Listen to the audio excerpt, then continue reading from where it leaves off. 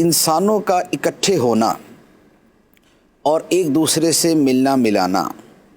اور گھومنے پھرنے کے لیے نکلنا اور اپنے گھر سے باہر آزادی کے ساتھ پھرنا، یہ ساری چیزیں بنیادی انسانی حقوق میں سے ہیں، یہ فنڈامنٹل ہیومن رائٹس میں سے ہیں، یہ بنیادی انسانی حقوق میں سے ہیں۔ لیکن اس وقت پوری دنیا کے اندر جو مجموعی طور پہ ایک لاک ڈاؤن کی صورت ہے یا اکثر جگہوں پہ،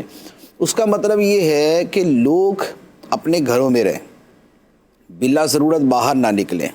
اور بہت ساری جگہوں پر تو کرفیو کی صورت بھی ہے کہ وہاں پر زیادہ شدت کے ساتھ گھروں سے باہر نکلنے سے منع کیا گیا۔ اب اگر آپ غور سے اس کو دیکھیں تو آپ کو نظر ہی آئے گا کہ ایک طرف بنیادی انسانی حقوق ہے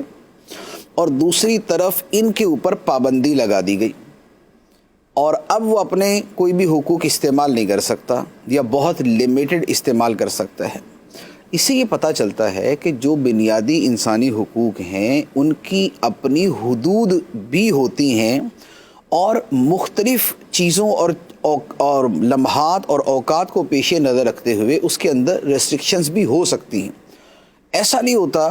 کہ جو کوئی حق قرار دے دیا تو ایسا مطلق اور بے قید حق ہو جائے کہ اس کے اندر حد ہی نہ ہو۔ اب انسانی حقوق ہیں لیکن اس کے اوپر پابندی لگی ہوئی ہے، ٹھیک ہے۔ اسی سے میں دوسری بات کی طرف جاؤں گا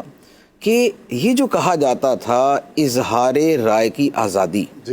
کہ ہم جو چاہیں بولیں، جس کے بارے میں چاہیں بولیں، جیسا چاہیں بولیں، اس کو کہا جاتا تھا یہ بنیادی انسانی حق ہے، اور یہی وہ اصول استعمال کیا جاتا تھا کہ جب 1.5 ارب مسلمانوں کی دل آزاری کرتے ہوئے ان کے نبی صلی اللہ علیہ وآلہ وسلم کی گستاخی کی جاتی تھی، یا جو ہے وہ قرآن پاک کو معاذ اللہ جلایا جاتا تھا، یا اس طرح کا کوئی اور کام کیا جاتا تھا،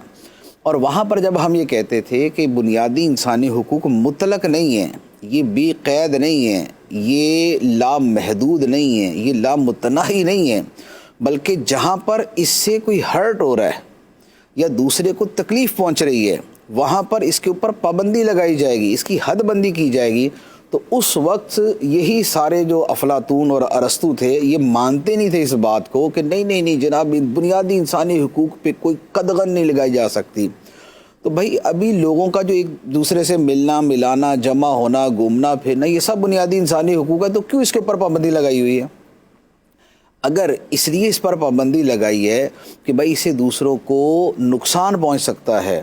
تو جیسے جسم کو نقصان پہنچتا ہے اسی طرح دل کو تکلیف ہوتی ہے، تو لہٰذا وہ جو معاملہ تھا اس میں بھی اب اسی کو سامنے رکھ کے ذرا دیکھا جائے کہ اپنے بنیادی انسانی حقوق کی پٹاری جو ہر جگہ کھول کے اس میں سے سام برآمد کیا جاتا ہے، اس کو تھوڑا سا دیکھا جائے اور اس کو اس طرح محدود کیا جائے جو عقل کا تقاضا ہے اور جو انسانی تجربات کا تقاضا ہے، اور جو اب کے حالات سکھا رہے ہیں کہ بھئی یہ والی چیزوں کو بھی دیکھنا ہوتا ہے، اس کو اتنا مطلق نہیں رکھا جاتا۔ یہ موجودہ جو انسانی حقوق اور اس پر اتنی بڑی عالمگیر پابندی،